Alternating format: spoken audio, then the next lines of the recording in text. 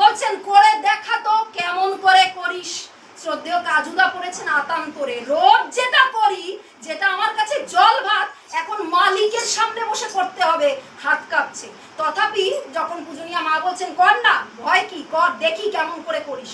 শ্রদ্ধেয় কাজুদা অগত্যা চোখটা বন্ধ করেছেন, হাত দুটো জড়ো করে গড়গড় গড়গড় করে মন্ত্রটা বলে গেছেন। এবার বলার পরে যখন চোখ খুলে তাকিয়েছেন, পূজনীয়া মা বলছেন মন্ত্রটা তো মুখস্থ গড়গড় করে আউড়ে গেলি, সেটা তো বুঝলাম, তা চোখটা যে বন্ধ করলি, চোখ বন্ধ করে কি দেখলি? ঠাকুরকে দেখতে পেলি? কাজুদা বলছেন না। শ্রী শ্রী বর্দাকে দেখতে পেলি? কাজুদা বলছেন না। শ্রী শ্রী দাদাকে দেখতে পেলি? কাজুদা বলছেন না। বাবাইকে দেখতে পেলি? কাজুদা বলছেন না। তখন পূজনীয়া মা বলছেন তা ইষ্টবৃত্তিটা করলি কোথায়? শূন্যে, ফাঁকা জায়গায়। তখন কাজুদা বাকরুদ্ধ, কি বলবেন বুঝতে পারছেন না।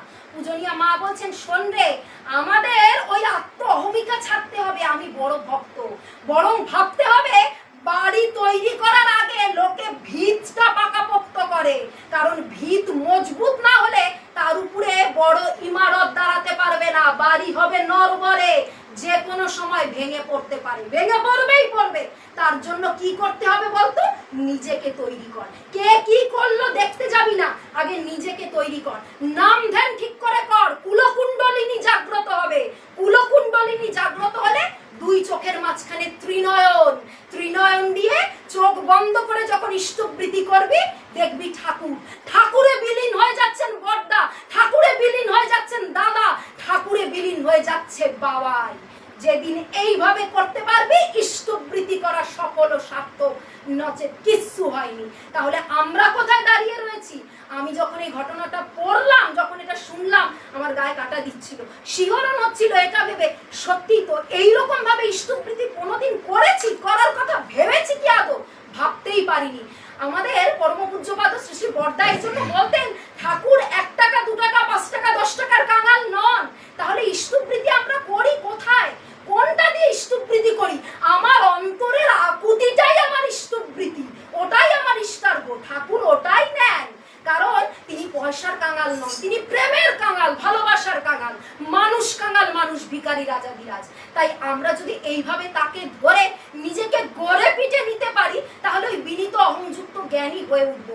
আমাদের এই সৎসঙ্গ প্ল্যাটফর্মটা, পরম পিতার এই শেখার মঞ্চটা জীবনে পাওয়ার সফল ও সার্থক হবে।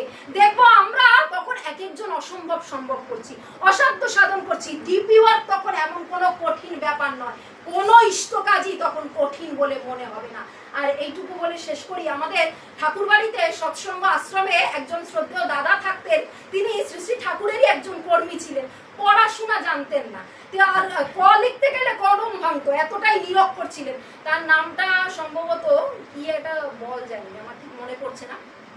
সেই দাদা, তিনি পড়াশোনা জানতেন না, নিরক্ষর ছিলেন, এবার কিন্তু ঠাকুরের খুব ভক্ত ছিলেন। দেখুন, যে নিজে সাংঘাতিক জ্ঞানী পণ্ডিত ব্যক্তিত্ব হতে হবে এমন কিন্তু নয়। ওই যে আজকে সত্যানুসরণে পড়া হলো ভক্তির কথা, নারীর নীতিতে পড়া হলো ভালোবাসার কথা, ওই ভক্তি ভালোবাসা থাকলে সমস্ত কিছু সম্ভব। তা ওই দাদাটি শ্রী শ্রী ঠাকুরের খুব সেবা যত্ন করতেন, খুব পরমপ্রিয় সেবক ছিলেন ঠাকুরের। তা একদিন সৎসঙ্গ আশ্রমে আমেরিকা থেকে একজন দাদা আসবেন, তিনি ফরেনার, আমাদের দীক্ষিত নন, অদীক্ষিত মানুষ। ঠাকুর বাড়িতে আসবেন, সৎসঙ্গ আশ্রমটা পরিদর্শন করে দেখবেন এখানে ঠাকুরের কি কি অ্যাক্টিভিটি বা কার্যক্রম চলে। তা তিনি আসার আগে শ্রী শ্রী ঠাকুর ওই যে নিরক্ষর দাদাটি, ওই গুরু ভাইটিকে কাছে ডেকে বললেন, আর 2 দিন বাদে ফরেন থেকে আমাদের ওই ভাইটি আসছে, ওকে এই আশ্রমটা ঘুরিয়ে দেখানোর দায়িত্ব তোর, বলে বুঝিয়ে দিবি এখানে কি কি কার্যক্রম চলে। যেই মুহূর্তে ঠাকুর এই কথা বলেছেন, তখন ওই দাদাটি বলছে, ঠাকুর আমি ভাষা জ্ঞান জানি না, আমি একটা নিরক্ষর, নিজের নামটা পর্যন্ত সই করতে পারি না, টিপ ছাপ দিই, আর ফরেনার সে তো ইংলিশে কথা বলবে, তার সাথে ইংরেজিতে আমি কি কথা বলবো, আমাকে কেন ঠেলছেন আপনি, আমি পারবো না। ঠাকুর বললেন তুই পারবি, পরম পিতা যখন মুখ দিয়া কইছেন, তখন উনার সঙ্গে কথা তোরেই কইতে হইবে মনি, আমি কিন্তু জানি না, তোরে আমি ছাড়ুম না। এইবার যথারীতি সেই ফরেনার ভদ্রলোক এসেছেন, শ্রী শ্রী ঠাকুর ওই দাদাটিকে এগিয়ে দিয়েছেন।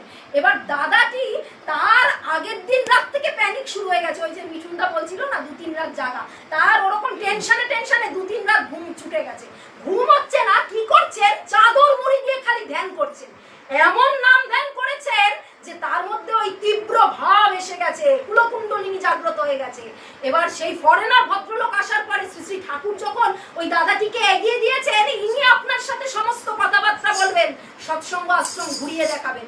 এবার ওই ভদ্রলোক সেই ফরেনার দাদাটির সামনে গিয়ে গড় গড় করে ইংলিশে কথা বলছেন, একেবারে অ্যাকসেন্ট দিয়ে দিয়ে ফরেনারদের মতন কথা বলছেন।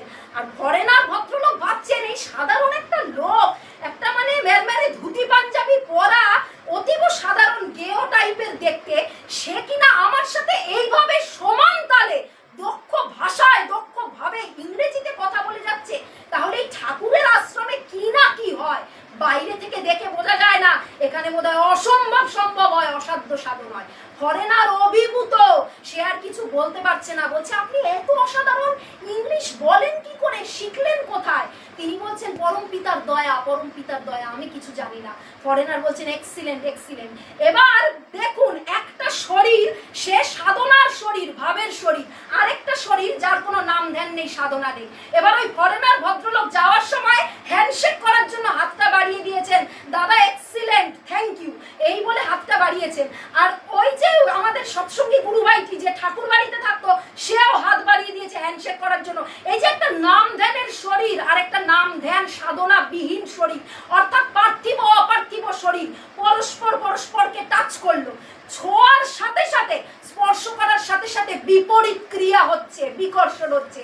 উনি ছোঁয়ার সাথে সাথে উনার মধ্যে যা, যখন ওই ভদ্রলোক হ্যান্ডশেক করে থ্যাংক ইউ বলছেন, থ্যাংক ইউ এর প্রতি উত্তরে যে ওয়েলকাম বলতে হয়, তখন সেটাও আর মুখ দিয়ে বেরোচ্ছে না, সেটাও ভুলে গেছেন।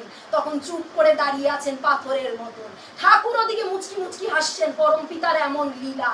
যখন আমাদের ওই নিরক্ষর গুরু ভাইটি আবার ঠাকুরের কাছে এসেছে, পরম পিতা তার দিব্য মুচকি হাসিখানা এসে বলে উঠলেন, ওই নাম ধ্যানটা চালিয়ে যেতে হবে মনি, তাহলে শুধুমাত্র সামান্য ইংরেজি ভাষা কেন, একদিন তুমি গোটা বিশ্ব জয় করবা। আমি তোমারে কয়া দিলাম, তোমরা পরম পিতার প্রকৃত সন্তান, যুগ পুরুষোত্তমের সওয়াল পাওয়াল, তোমরা অসম্ভব সম্ভব করবা, অসাধ্য সাধন করবা। তাই আসুন আমরা সেই চেষ্টা রাখি, নিজেদের গড়ে পিঠে নি, যেটুকু আমরা বাস্তবিক কর্মের নির্দেশ পাচ্ছি, সেই বাস্তবিক করণীয় কর্মগুলো আমরা ঠিক ঠিক মতন প্রতিপালন করার চেষ্টা করি। কে কখন সত্যি সত্যি যে তার মনোমাফিক, তার মনের মতন হয়ে উঠবো, নিজেরাই বুঝতে পারবো না। নিজেরা নিজেদের জীবনগুলো দিয়ে আসুন ধন্য সার্থক কৃতার্থ হয়ে উঠি, নিজেরা জীবনে পরম খুশি ও পরম সুখী হয়ে অপর মানুষজনদেরকে দিয়েও এই ডিপি ওয়ার্ক করার মাধ্যমে ঠাকুরকে ভালোবাসতে শেখাই। সবাই মিলে সমবেতভাবে তাকে ভালোবেসে আসুন জীবনে পরম সুখী হয়ে উঠি স্বয়ং পরম পিতার অহিতুকি দয়ায়, তারই অহিতুকি কৃপায়। খুব খুব ভালো থাকবেন সবাই। জয় গুরু, সবাই।